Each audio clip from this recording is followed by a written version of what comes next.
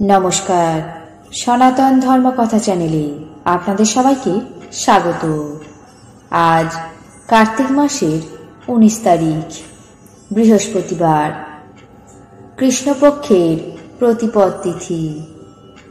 মহাভারতের আদি পর্বের 155তম অধ্যায়ের অন্তিম অংশ, ঘটোৎকচের জন্ম পর্ব শুরু করব।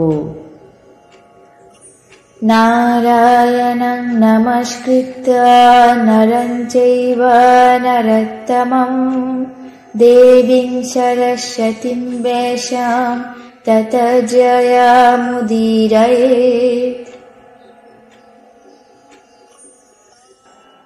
হিড়িম্বা এবং ভীম পরম রমণীয় এক স্থানে উপস্থিত হয়ে কখনো প্রফুল্ল পদ্মবনে, কখনো বা সরোবরে, কখনো উজ্জ্বল স্নিগ্ধ মণিময় দ্বীপে, কখনো বা সুন্দর অরণ্যে, সুশীতল জলপূর্ণ পর্বতের নদীতে, কখনো বা সাগর দেশে, কখনো বা পবিত্র দেব অরণ্যে বিহার করতে লাগল।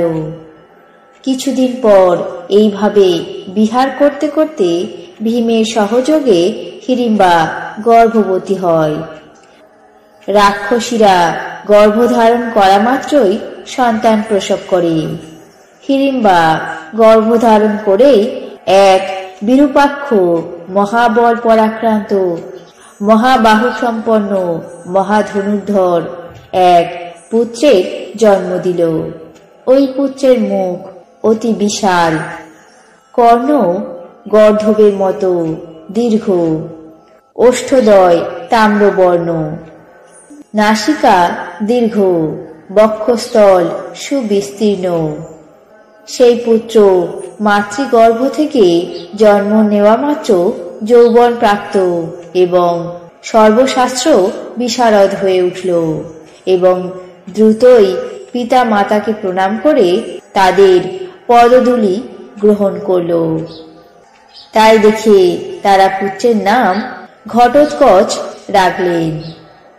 ঘট শব্দের অর্থ হল হাতির মাথা এবং উৎকচ শব্দের অর্থ হল কেশ শূন্য। সেই পুত্রের মস্তক হাতির মতো কেশ শূন্য ছিল বলে এই প্রকার নাম হয়েছিল। ঘটোৎকচ পাণ্ডবদের অত্যন্ত অনুরক্ত এবং একান্ত প্রিয় ত্যাগ তারাও তার প্রতি অত্যন্ত স্নেহ প্রকাশ করতেন।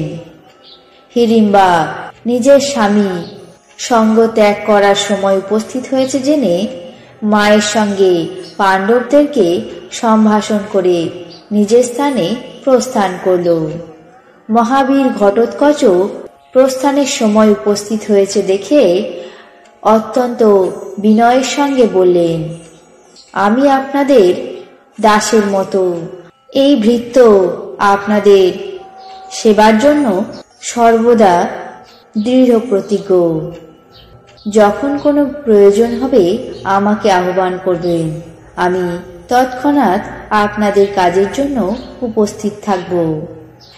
মহারথী ঘটোৎকচ অপ্রতিম বীর্য সবাইকে প্রণাম জানিয়ে মায়ের সঙ্গে বিদায় নিলেন। আজ মহাভারতের আদি পর্বের 155তম অধ্যায়ের অন্তিম অংশ, ঘটোৎকচের জন্ম পর্ব এখানেই শেষ করছি। বাকি অংশ আগামী পর্বে পাঠ করে শোনাব। এখন জেনে নেব আজকের দিনের 12টি রাশির রাশিফল। মেষ প্রাপ্তিযোগ, বৃষ নিরানন্দ, মিথুন জ্বর আদি ভোগ, কর্কট প্রত্যাশা পূরণ, সিংহ বিরচিত কার্য, কন্যা অধিক লাভ, তুলা বিরাগ ভাজন, বৃশ্চিক অকারণে ব্যয়, ধনু পারিবারিক বিবাদ, মকর লাভ, কুম্ভ অযথা চিন্তা, মীন সম্পত্তি উদ্ধার। এই ছিল আজকের দিনের 12টি রাশির রাশিফল। আপনাদের কেমন লাগলো তা অবশ্যই কমেন্ট বক্সে জানাবেন। চ্যানেলটিকে সাবস্ক্রাইব করবেন, লাইক করবেন, শেয়ার করবেন। ধন্যবাদ।